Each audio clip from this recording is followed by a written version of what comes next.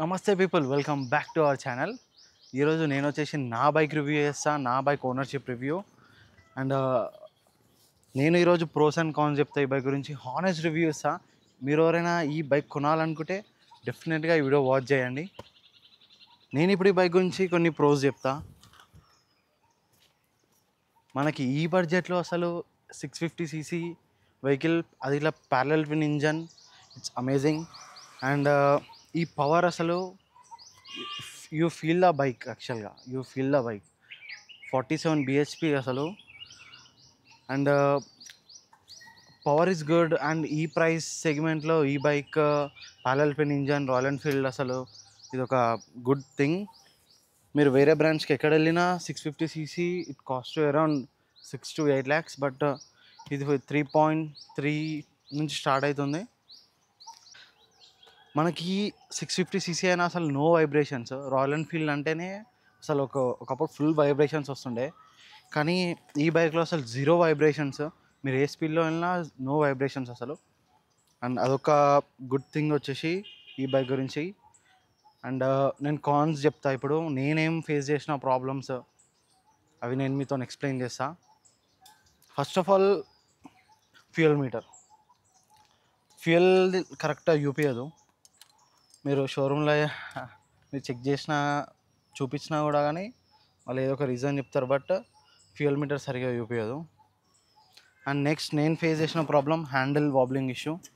మీరు ఎంత wheel alignment చేయించినా, కోన్ సెట్ చేంజ్ చేసినా, ఏం చేయించినా సరే you will face the problem again and again. Wobbling issue అయితే డెఫినెట్లీగా ఉంటుంది. And heating issue. And bike weight వచ్చేసి 213 kgs. అదొకటి మీకు ట్రాఫిక్లో ఉన్నప్పుడు ఫుల్ ఇబ్బంది అవుతుంది.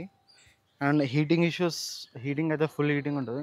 650cc మీరు ట్రాఫిక్లో ఫుల్ హీట్ ఉంటుంది, but on highway you won't feel the heat. And clutch హైవేస్లో ఉన్నప్పుడు it's okay, but bumper to bumper ట్రాఫిక్లో చాలా హార్డ్ అయిపోతుంది clutch. You will feel the pain on hands. ఈ బైక్లో నాకు ఇంకొక ఇష్యూ మెయిన్ వచ్చింది ఏంటంటే బ్రేక్స్ ఫెయిల్. నేను ఇంతకుముందుకు బైక్ కొనే ముందు నేను వేరే వాళ్ళ దగ్గర చూసిన, అంటే వేరే వీడియోస్ వాచ్ చేసిన. అప్పుడు సరే మన బైక్ ఎందుకు అవుతుందిలే అనుకున్నా, బట్ నా బ్యాక్ బ్రేక్ ఫెయిల్ అయింది. నేను గోవా రైడ్లో ఉన్నప్పుడు అరౌండ్ నేను 150-160 క్రూజ్ చేస్తున్నా, అప్పుడు బ్యాక్ బ్రేక్ ఫెయిల్ అయింది. అదొక ఇష్యూ. కానీ సిటీలో ఇప్పటివరకు అయితే నాకైతే ఎప్పుడు కాలేదు, ఓన్లీ ఆ హైవేలో అంటే హీట్ ఉన్నప్పుడు మోస్ట్లీ బ్రేక్స్ ఫెయిల్ అయినాయి. నేను ఈ బైక్లో ఇన్స్టాల్ చేసిన యూస్ఫుల్ యాక్సెసరీస్ గురించి చెప్తా. మెయిన్ జానాది crash guard and extended foot rest, ఇది పిలియన్కి యూజ్ అవుతుంది. అండ్ అండ్ బోబోది ఫోన్ హోల్డర్ అండ్ లైట్స్. దీని లైట్స్ యాక్చువల్గా బేసికల్గా అంత విజిబిలిటీ ఉండదు. అండ్ నేను హెచ్ఏజీ నుంచి లైట్స్ ఇన్స్టాల్ చేసిన. అంతే, నేను ఈ బైక్లో ఇన్స్టాల్ చేసిన యాక్సెసరీస్ అయితే ఇవే. ఓవరాల్గా ఈ బైక్ అసలు ఈ ప్రైస్కి వర్త్ అని చెప్తా. మీరు ఎవరైనా కొనాలనుకుంటే డెఫినెట్లీ. అండ్ నాకు వచ్చిన మైలేజ్ సిటీలో అయితే మోస్ట్లీ 18 to 19, ఆన్ హైవేస్ 28 వచ్చింది. అదొక సర్ప్రైజింగ్. అండ్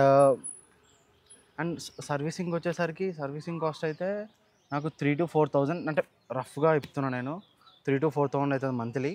అండ్ మీరేమన్నా అంటే మేజర్గా ఏమన్నా పార్ట్స్ ఏమైనా అయితే it cost you more. And that's it guys. And main ఇంకో విషయం, పిలియన్ కూర్చున్నప్పుడు మోస్ట్లీ 1.5 hour 1 hour కంటే ఎక్కువ కూర్చోలేడు.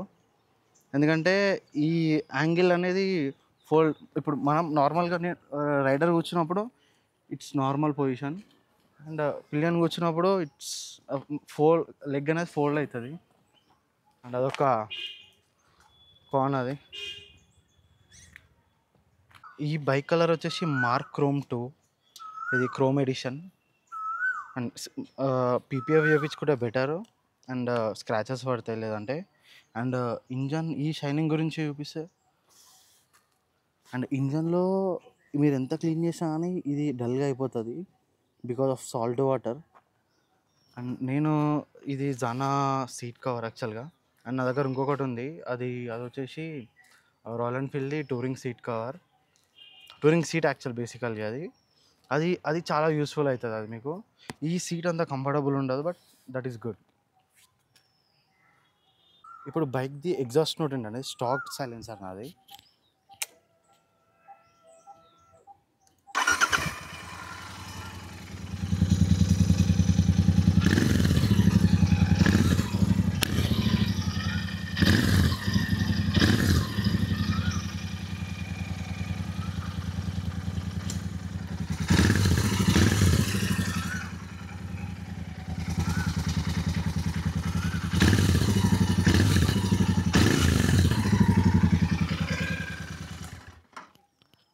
That's it guys. నాకు తెలిసి ఈ వీడియో మీకు యూస్ఫుల్ అవుతుంది అనుకుంటున్నా. అండ్ ఇక్కడికి నేను వీడియో ఎండ్ చేస్తున్నా. Bye. If you like the video please like and subscribe and please support me. Thank you for watching.